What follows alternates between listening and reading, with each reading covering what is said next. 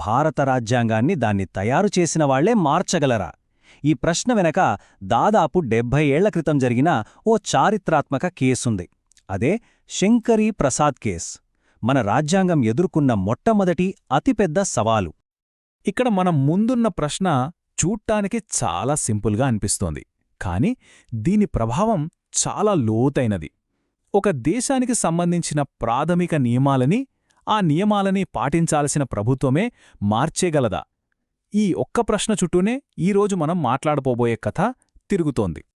అసలు ఈ మొత్తం గొడవ ఎక్కడ మొదలైందో అర్థం చేసుకోవాలంటే మనం కొంచెం టైంలో వెనక్కి వెళ్ళాలి.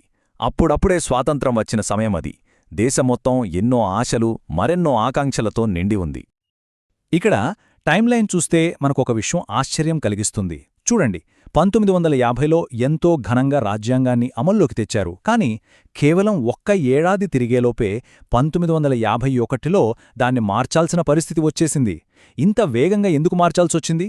ఈ వేగమే ఓ పెద్ద తుఫానుకు నాంది పలికింది.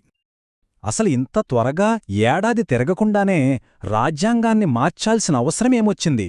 కారణం ఒక మంచి లక్ష్యం, కాని దానికి అడ్డంగా నిలబడింది మన రాజ్యాంగమే. ఆ లక్ష్యం పేరు భూ సంస్కరణలు.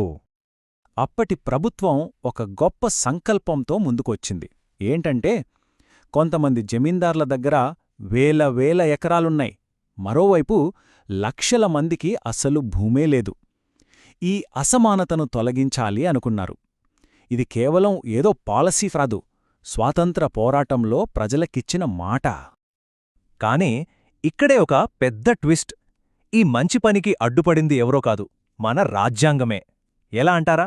అప్పట్లో ఆస్తి హక్కు అనేది ఒక ఫండమెంటల్ రైట్, అంటే ప్రాథమిక హక్కు. దాని అర్థమేంటంటే దాని జోలికి ప్రభుత్వం కూడా వెళ్లకూడదు. అంతే, ఇక్కడే అసలు చిక్కు వచ్చి పడింది.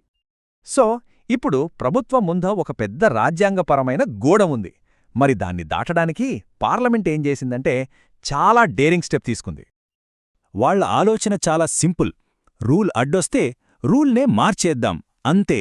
భూ సంస్కరణల కోసం ఏకంగా రాజ్యాంగాన్నే సవరించేశారు. అది కూడా జస్ట్ ఒక్క ఏడాదిలోనే. అప్పట్లో ఇది మామూలు సంచలనం కాదు. ఇక ఊహించిందే జరిగింది. ఈ విషయం కోర్టు మెట్లెక్కింది. తమ భూములు పోతున్నాయంటూ జమీందార్లు శంకరీ ప్రసాద్ అనే వ్యక్తి ఆధ్వర్యంలో సుప్రీంకోర్టులో కేసు వేశారు. వాళ్ల పాయింట్ ఒక్కటే, చాలా క్లియర్: మా ఫండమెంటల్ రైట్స్ని తీసేసే హక్కు పార్లమెంట్కెక్కడిది? దీంతో దేశ చరిత్రలోనే తొలిసారి ఒక పౌరుడికి, ప్రభుత్వానికి మధ్య ఓ పెద్ద న్యాయ పోరాటం మొదలైంది. సరే, ఇప్పుడు కేసు సుప్రీంకోర్టులో ఉంది. జడ్జీల ముందున్నది ఒకటే ప్రశ్న, కాని దాని సమాధానం మీద దేశ భవిష్యత్తే ఆధారపడి ఉంది. ఇది రాజ్యాంగంలోనే ఉన్న 2 పవర్ఫుల్ ఆర్టికల్స్ మధ్య జరుగుతున్న యుద్ధంలాంటిది. ఇక్కడే అసలు కన్ఫ్యూజన్ అంతా. ఒక పక్క ఆర్టికల్ 13 ఫండమెంటల్ రైట్స్ని తీసేసే ఏ చట్టాన్ని గవర్నమెంట్ చెయ్యకూడదు అంటోంది. మరోపక్క ఆర్టికల్ 368 రాజ్యాంగాన్ని సవరించే అధికారం పార్లమెంటుకు ఉంది అంటోంది. చూసారా, అసలు సమస్య అంతా ఈ 2 పదాల చుట్టూనే: చట్టం వర్సెస్ సవరణ. మొత్తం కేసు ఈ రెండింటి మీదే నడిచింది.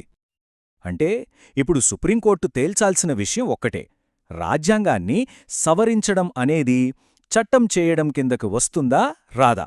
ఒకవేళ వస్తే ఆ సవరణ చెల్లదు, ఒకవేళ రాకపోతే పార్లమెంటు చేసిన సవరణ కరెక్టే. ఈ చిక్కుముడిని ఇప్పుడు కోర్టు విప్పాలి. ఇక రోజుల తరబడి వాదనలు జరిగాయి.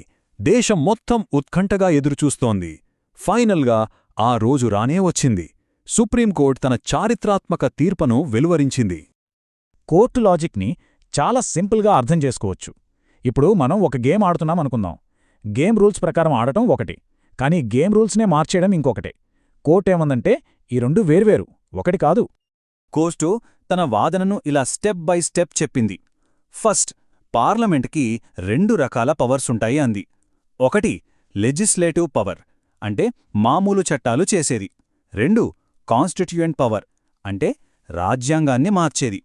ఇక ఆర్టికల్ 13లో చట్టం చెయ్యొద్దు అని చెప్పింది ఈ మొదటి పవర్ గురించేనట, అంటే లెజిస్లేటివ్ పవర్ గురించి మాత్రమే. రాజ్యాంగ సవరణ అనేది 2వ పవర్ కిందకొస్తోంది కాబట్టి అది చట్టం కాదు. చూడ్డానికి చాలా సింపుల్ లాజిక్లా అనిపిస్తుంది కదా, కానీ దీని ఇంపాక్ట్ చాలా పెద్దది. సో ఫైనల్ వర్డిక్ట్ ఏంటంటే, పార్లమెంట్కే సుప్రీం పవర్.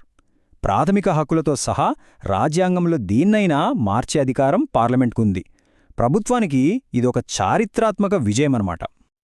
అయితే ఇక్కడితో ఈ కథ అయిపోలేదు. నిజానికి ఇది అసలు కథకు ఆరంభం మాత్రమే. పార్లమెంట్కి, సుప్రీంకోర్టుకి మధ్య జరగబోయే ఒక పెద్ద పోరాటంలో ఇది కేవలం ఫస్ట్ చాప్టర్.